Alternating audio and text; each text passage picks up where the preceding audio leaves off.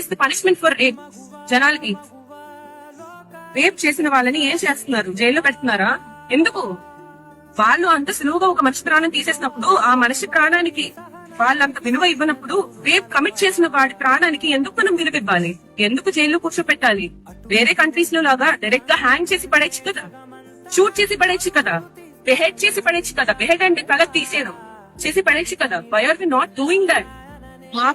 మేము అడుగుతున్న డిమాండ్స్ ఏంటి అంటే, ఇలా రేప్ చేసి మర్డర్ చేసి, ఒక డాక్టర్ అని కాదు, ఏ అమ్మాయినైనా రేప్ చేసిన వాళ్ళని వదలకూడదు. వాళ్ళకి ఉరి శిక్ష విధించాలి. He or she, anyone who commits a rape should be dead. అంతే. సెక్యూరిటీ.